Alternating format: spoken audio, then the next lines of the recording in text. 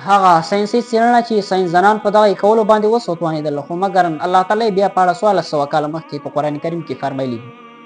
ساینسدانان وایي که چېرته د انسان پوستکی په ژور ډول باندې وسوځي، نو انسان بیا د سوځېدو احساس نشي کولی.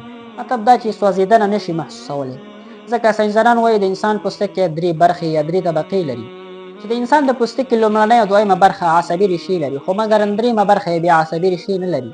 که چېرته د انسان د پوستکي لومړنۍ او دویمه برخه وسوځېږي، نو انسان بیا د سوځېدو احساس کولی شي، یعنې سوځېدنه محسوسولی شي. خو مګر که انسان د پوستکي درېیمه برخه یا طبقه وسوځېږي، نو انسان بیا د سوځېدو احساس نشي کولی، سوځېدنه نشي محسوسولی، ځکه په هغې کې عصبي ریښې موجودې نه دي، چې دغه څېړنه په اوسني ټکنالوژي او ساینس باندې ممکنه ده. خو مګر الله تعالی بیا په اړه 1400 کاله مخکې په قرآن کریم کې فرمایلي دي، چې د همدې په اړه الله تعالی د سورة النساء په 55 آیت کې فرمایلي دي. الله تعالی فرمایي کومو خلکو چې زموږ د آیاتونو له منلو څخه انکار کړی دی، هرومرو به یې اور ته ننباسو، کله چې د هغوی د بدن پوستکی وسوځول شي، نو د هغوی پر ځای به نور پوستکی ورکړو چې د عذاب خوند ښه وڅکي.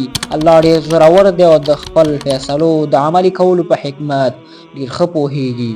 سبحان الله. نو د دغې آیاتونو څخه معلومه شوه چې د انسان د سوځېدو حس په پوستکي کې دی. الله تعالی ویلي که چېرته موږ دوی وسوځوو، نو بیا به د دوی پوستکی نوی کړو.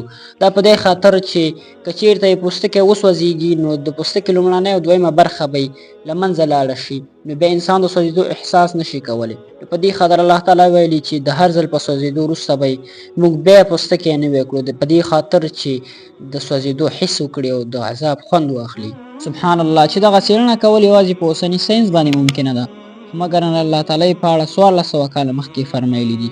هیله ده چې ویډیو به مو خوښه شوې وي، درسره یې لایک کړئ او د داسې ښایسته ویډیوګانو لپاره عبدالرحیم حناني سره اوسئ. زموږ د یوټیوب چینل درسره سبسکرایب کړئ او فیسبوک پاڼه درسره فالو کړئ.